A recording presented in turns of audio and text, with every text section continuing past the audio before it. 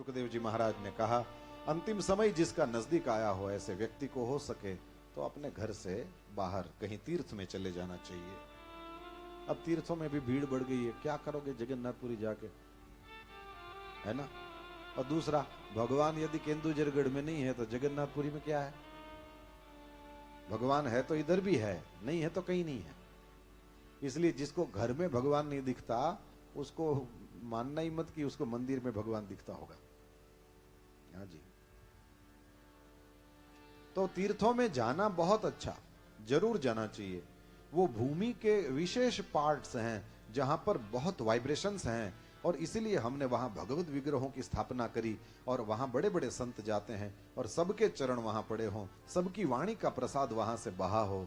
इस वजह से उस भूमि के वाइब्रेशंस डिफरेंट होते हैं। जरूर तीर्थ में जाना चाहिए, लेकिन ये समझ आने की बात है यहां तो कि तीर्थ में चले जाएं और अपनी किसी आदत को ना छोड़े।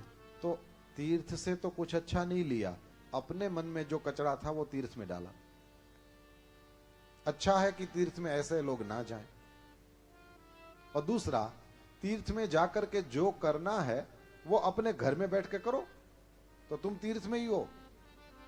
जैसे तीर्थ में जाके क्या करते हैं, 3 टाइम स्नान करते हैं, घर में शुरू कर दो।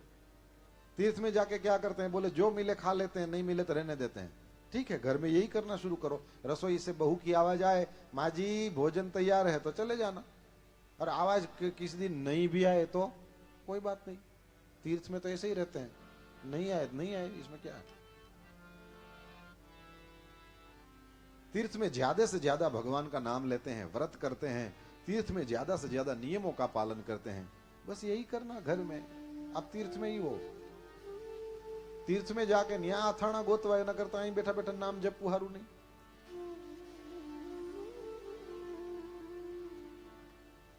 हो सके तो ओमकार का जप करें, भगवान का ध्यान करें। ध्यान क्यों करें? बोले अंतिम समय में यदि हाथ हिल ही नहीं रहा होगा तो माला कैसे फेरोगे? पांव काम नहीं कर रहे होंगे, मंदिर में तीर्थ में जाओगे कैसे? जिह्वा काम नहीं करेगी तो तुम और सब कैसे करोगे? भगवान का ध्यान करने के लिए कुछ भी नहीं चाहिए। भगवान का ध्यान करने के लिए केवल एक इंस्ट्रूमेंट, और उसे कहते हैं मन। और मन तो ऐसा है कि मरने के बाद में भी हमारे साथ होता है। हाँ जी, मन तो बाद में भी साथ में होता है। ये चित्र इसीलिए लगाए जाते हैं, इसका दर्शन करें, और फिर जब इसके सामने नहीं बैठे हैं तो इसके बारे में सोचें। और आपकी ये बंद आंखों के सामने जब रात में सोए हो तो तुरंत तो नींद नहीं आ जाती होगी ना, કેટલા બધા સુખી તો આપણે છે જ नहीं। हाँ,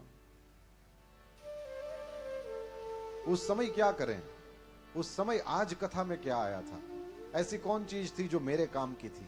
ऐसी कौन चीज है जो मेरी प्रगति में मुझे सहाय कर सकती है? ऐसी कौन चीज है जो मुझे धक्का दे करके और आगे मेरे व्यक्तित्व में मेरी पर्सनालिटी डेवलप करे? ऐसी क्या चीज है? और जो भी आपके अनुभव के साथ जुड़ता हो, जो भी आपने सुना हो उसमें से आपको अच्छा लगा हो, और स्पेशली जो आपके वाया दिमाग दिल में उतरा हो, यानी जो समझा भी हो और अच्छा भी लगा हो। ऐसे ही तो बहुतों को बहुत कुछ अच्छा लगता है, इससे कोई मतलब नहीं। दिमाग में पहले जाए फिर दिल में उतरे, और जो भी चीज समझ में आए उस पर हम आचरण करने की कोशिश कर सकते हैं, उस पर विचार किया जा सकता है। तो ये ध्यान क्या है? बोले रात में जब सोए हैं वैसे ही समय है तो देखें कितना सुंदर चित्र लगाया था। राधा कृष्ण विराजमान है, आसपास गोपियां हैं, गायें हैं, मोर हैं, हाँ तोते हैं, वृंदावन में बैठे हैं। जैसे ही इतना सोचने भर से तुम वृंदावन में चले जाते हो। देखो, इतना सुना तो चले गए, तो यदि इस तरह से सोचोगे तो क्यों नहीं जाओगे? पर याद रखना, you are where your mind is. आपका दिमाग जहां होता है वहां आप होते हैं, आपका शरीर जहां होता है वहां आप नहीं होते हैं।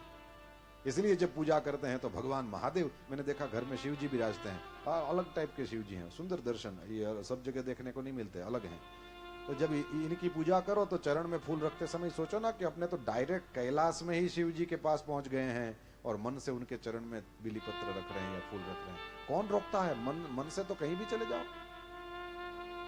कन्हैया की पूजा करो तो समझ लो वृंदावन में ही खड़ा है और उसके चरण में मैं पुष्प अर्पित कर रही हूं। मन से वृंदावन पहुंच गए। और कलयुग में नियम है, ये रामायण में लिखा है, कलयुग में मन से किया हुआ पुण्य ये फलता है, और मन से किया हुआ पाप उसका फल नहीं होता। यस, ये रामायण में लिखा है। कलि कर एक पुनीत प्रतापा, तरत कलि कर एक पुनीत प्रतापा, कलि कर एक पुनीत प्रतापा, कलि कर एक पुनीत प्रतापा, कलि कर एक पुनीत प्रतापा, मानस पुण्य होई नहीं पापा, मानस पुण्य होई नहीं पापा, मानस पुण्य होई नहीं पापा, मानस पुण्य होई नहीं पापा। कुशलान्याशु सिद्ध्यन्ति नेतराणि कृतानि यत्, श्रीमद् भागवत। कलयुग में यह सामर्थ्य, कलयुग का अपना यह स्वभाव है, इसमें मन से किया हुआ पुण्य फलता है, मन से किया हुआ पाप नहीं। मैं नहीं कह रहा हूं, रामायण में लिखा है। अब इसका लाभ उठाओ तो ध्यान करो, मन से वृंदावन में होगे, मन से श्री राधा कृष्ण की सेवा में होगे, उसके लिए मन के अलावा कुछ भी नहीं चाहिए। इसलिए जो लोग रोज भगवान की सेवा करते हैं, उन लोगों की सेवा कभी चूक नहीं सकती। जिस दिन शरीर से नहीं कर सको, उस दिन मन से कर लो। मन में कहाँ शुद्धि अशुद्धि, समय नहीं समय, बिजी, ये वो, मन में कहाँ है? मन से तो कुछ भी किया सकते। और असल बात तो ये है कि फिर मन से करो, तब तन से ना भी होए तो कोई प्रॉब्लम नहीं। और कभी कभी हम शरीर से करते हैं, लेकिन वैसे ही, हाँ आज तो खिचड़ी बनाऊंगी, अभी पूजा बाकी है ना, इसको सेवा ही नहीं कहते, ये सेवा ही नहीं है। इससे तो अच्छा है कि वो मन से जो कर रहा है वो ठीक कर रहा है।